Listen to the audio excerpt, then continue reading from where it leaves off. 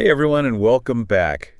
Ready for another deep dive. Definitely. So glad to have you here again for this one. Me too. Today we're going to tackle something I think we all struggle with at some point. Yeah. It's the idea that our job should make us happy. We always hear, find a job you love and you'll never work a day in your life. Right, right.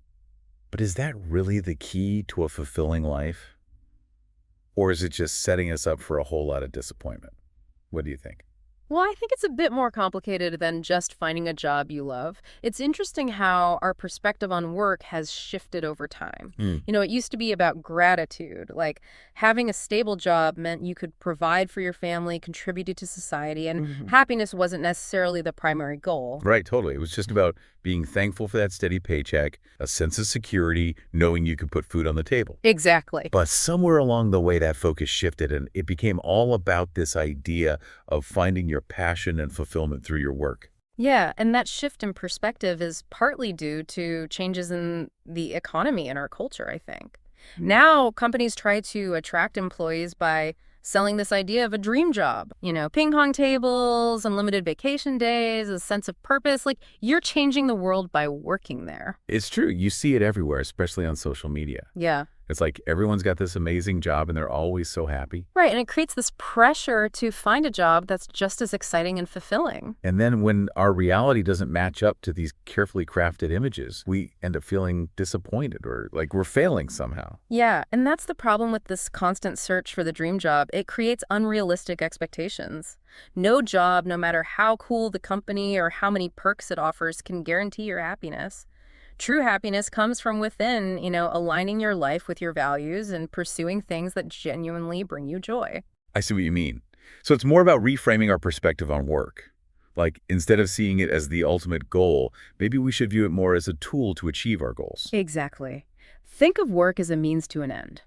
It provides resources and security to pursue your passions outside of work, whether that's traveling the world, taking pottery classes, spending more time with family. What are your dreams and aspirations? Mm, How does your work help and hinder you in pursuing them? that's a good question for all of us to consider. But then there's this whole hustle culture thing too, where we're always pushing ourselves to work harder and longer hours, All right. sacrificing our personal time to climb that corporate ladder. It seems like that's going in the opposite direction of finding happiness. And that's where things get tricky, because hustle culture can be really detrimental to our well-being.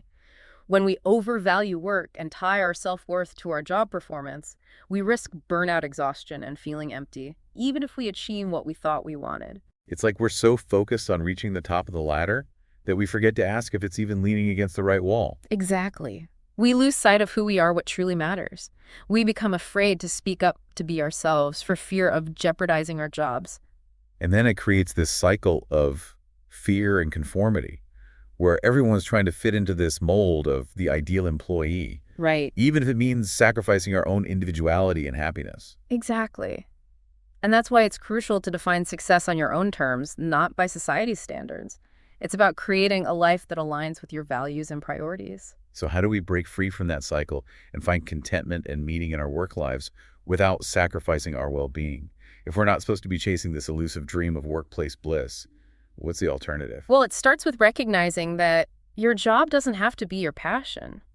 It can be means to support the life you want to live outside of work. And that's a powerful shift in perspective. It takes the pressure off of finding that perfect job and empowers us to create a life we love regardless of what we do for a living. Exactly. It allows you to focus on finding a job that gives you the freedom and the resources to pursue what truly matters to you. And that's where things get really interesting, because it forces us to ask ourselves, what does a fulfilling life look like to me? And how can I use my work to support that vision? So for anyone out there who's feeling stuck in a job that maybe doesn't light them up inside, it's not necessarily a sign that you need to quit and go find your dream job. It's about figuring out how your current work can help you achieve your dreams and live a life that is truly fulfilling. Exactly. We hear a lot about work-life balance, but Yeah. what does that actually look like in practice? Right. It's not just about squeezing in a yoga class or grabbing drinks with friends after work. It's not. It's about being intentional with our time and energy and setting clear boundaries between our work lives and personal lives. I think that's something a lot of us struggle with, especially in today's world where we're constantly connected. It's like our smartphones and laptops keep us tethered to work even when we're supposed to be off the clock. So how do we actually establish those boundaries and reclaim our personal time? Well, it's about making those non-negotiables in our schedules. Mm. Think of it as scheduling appointments with yourself. Appointments that are just as important as any work meeting or deadline. So, like, actually blocking off time for things like hobbies, exercise, spending time with loved ones. Exactly, those things that bring us joy and help us recharge. But then comes the hard part, right? Sticking to those boundaries. It means saying no to that late night email or turning off work notifications after a certain hour and resisting the urge to check work messages when you're supposed to be enjoying your free time. It's about recognizing that it's okay to disconnect and recharge. It's not being lazy or unproductive. It's taking care of yourself so you can show up as your best self, both at work and in your personal life. It's like that saying, you can't pour from an empty cup. Exactly. If we're constantly running on fumes, we're not going to be able to give our best to anything, our work, our relationships, or even ourselves. Right. And speaking of giving our best, I think another key strategy is rediscovering the joy in pursuing your passions outside of work. Think about the things that truly light you up, those activities that make you feel alive and engaged. I love this idea. It's about remembering what brings us joy and making time for those things, even if it's just for a few minutes each day. Think back to your childhood. What were you passionate about then? Maybe it was painting, playing an instrument, writing, building things, exploring nature. Those passions are still within you, waiting to be rekindled. It's about reconnecting with that inner spark of creativity and curiosity that we all have. It can get buried under the demands of adulting and our busy work schedules. And it's about giving yourself permission to explore those passions, to try new things, and to have fun without judgment or expectation. Remember, life is not all about work.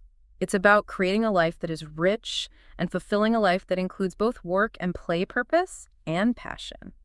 You know what I find interesting is that when we allow ourselves to pursue our passions, it often spills over into other areas of our lives, including our work. When we're engaged in activities that bring us joy and fulfillment, we naturally become more energized, creative, and motivated, and that can have a positive impact on our performance and attitude at work. So it's not about compartmentalizing our lives into work and play. It's about finding ways to integrate our passions into our everyday lives, even in small ways. Right. It could be as simple as listening to your favorite music while you commute, reading an inspiring book during your lunch break, or taking a walk in nature after work. It's about finding those little pockets of joy throughout the day, those moments that remind us there's more to life than just work. I love that, little pockets of joy. It's such a good reminder to be present and savor those moments. Now, another crucial aspect of finding contentment beyond the office is cultivating a sense of gratitude for the things we have, both big and small. Gratitude is so powerful. It's about shifting our focus from what we lack to what we have, from what's wrong to what's right. It's about appreciating those simple things in life that we often take for granted, like having a roof over our heads, food on the table, the people we love, the beauty of nature, and the small moments of joy that make up our days. It's so true. We get caught up in the hustle and bustle of life and forget to pause and appreciate the good things. And when we do that, we start to see the world through a different lens. We become more optimistic, more resilient, and more content with what we have. So how do we cultivate that sense of gratitude? Is it as simple as making a list of things we're thankful for each day? That's one approach. But it can also be about taking a few moments each day to simply reflect on the things we're grateful for. Maybe during our morning commute while enjoying our coffee or before we go to bed at night. It's about incorporating gratitude into our daily routines, making it a habit, a way of life. And the more we practice gratitude, the more we notice the good things around us and the more content we become. It's like training our minds to focus on the positive, to see the beauty in the everyday, to appreciate the small miracles that happen all around us. And that's a powerful thing. When we focus on the good, we're less likely to get bogged down by the negative. So gratitude isn't about denying the challenges or difficulties we face in life. It's about choosing to focus on the good, even amidst those challenges. Well said. It's about recognizing that even on our toughest days, there's always something to be thankful for. It's about finding those silver linings, those glimmers of hope, those moments of grace that remind us that we're not alone and that things will eventually get better. And sometimes those moments of gratitude come from the most unexpected places. Like a kind word from a stranger, a beautiful sunset, a moment of laughter with a loved one, or even a challenging experience that teaches us something valuable about ourselves. Exactly. Gratitude is all around us if we're open to seeing it. And the more we cultivate the sense of gratitude, the more content and fulfilled we become both in our work lives and our personal lives. This has been such an insightful conversation about finding contentment beyond the office. We've talked about setting boundaries, pursuing our passions, and cultivating gratitude. Before we move on to the final part of our deep dive, is there anything else you'd like to add about these strategies? Just that finding contentment beyond the office is an ongoing journey, not a destination. It's about making small, consistent choices each day that align with your values and priorities. It's about creating a life that you truly love, a life that feels authentic and meaningful, a life that supports your overall well-being. And it's about remembering that you have the power to create that life regardless of what you do for a living. That's a great point. It's easy to feel stuck, Hmm. but we always have the power to make choices that move us closer to the life we want. Absolutely. And with that in mind, let's move on to the final part of our deep dive, where we'll explore some even deeper shifts in perspective on work and happiness. Okay, so we've talked about those practical strategies like setting those boundaries, and finding time for our passions outside of work. Right. But I'm really curious about these deeper shifts in perspective that you mentioned. What else can help us find that contentment? Even if we're not head over heels in love with our jobs. What if instead of trying to force our jobs to fit into this mold of, happiness, we embrace the fact that work can be challenging, Yeah. demanding, and sometimes even a bit boring. Embrace the less glamorous side of work. Yeah. Okay, that sounds kind of counterintuitive. So tell me more about that. Well, when we let go of this unrealistic expectation that work should always be, fun and fulfilling, it takes a lot of pressure off. We free ourselves from this constant cycle of striving for something that may not even exist. I see what you mean. It's like accepting that, rain is a part of life. You don't have to love it, but you can learn to dance in it. Precisely. Work, like life has its ups and downs. Some days you'll feel energized and motivated, and other days you'd rather just stay in bed.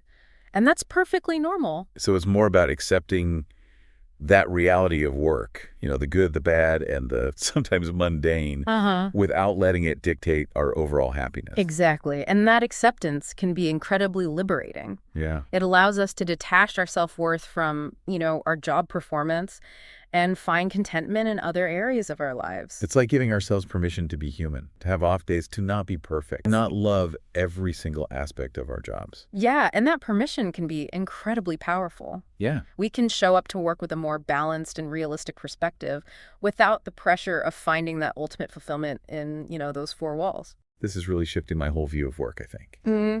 Instead of striving for constant happiness, maybe it's more about finding that peace and acceptance in the midst of the challenges. Right. It's about recognizing that work is a part of life, but it doesn't define us. Our happiness doesn't have to hinge on, whether we love our jobs or not. But what about those of us who are in jobs that we just don't love? Are we just supposed to settle and resign ourselves to a life of quiet desperation? Not at all. Remember those strategies we talked about? Setting boundaries, pursuing passions outside of work, cultivating gratitude. Those are all about creating a life you truly enjoy, regardless of your job.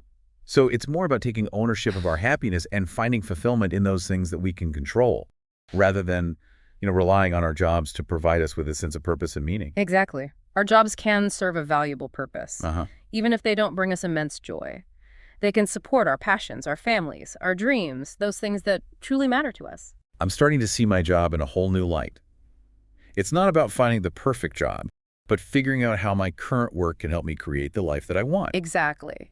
And it's about remembering that our worth as human beings isn't tied to our job titles or our paychecks. We're so much more than what we do for a living. This has been such an eye-opening conversation. We've really challenged those conventional ideas about work and happiness. That's what we aim for, to encourage critical thinking and, explore different perspectives. So for everyone listening, we hope this deep dive has given you something to think about. Remember, it's okay if your job isn't the source of your ultimate happiness. What matters is how you use it to create a life that you truly enjoy. As you navigate work and life, be kind to yourself, set boundaries, pursue your passions, and cultivate gratitude. What a great reminder. Thanks for joining us on this deep dive into a topic that affects us all. Until next time, keep exploring, keep questioning, and keep creating a life that brings you joy. Thank you for tuning in to this episode of the Deep Thoughts Podcast. I hope you found insights and inspiration to take with you on your journey of self-growth. If you enjoyed the show, be sure to hit the subscribe button so you never miss an episode. And don't forget to follow us on social media to stay updated on new releases and exclusive content. See you next time, where we'll continue to help you grow and explore your full potential.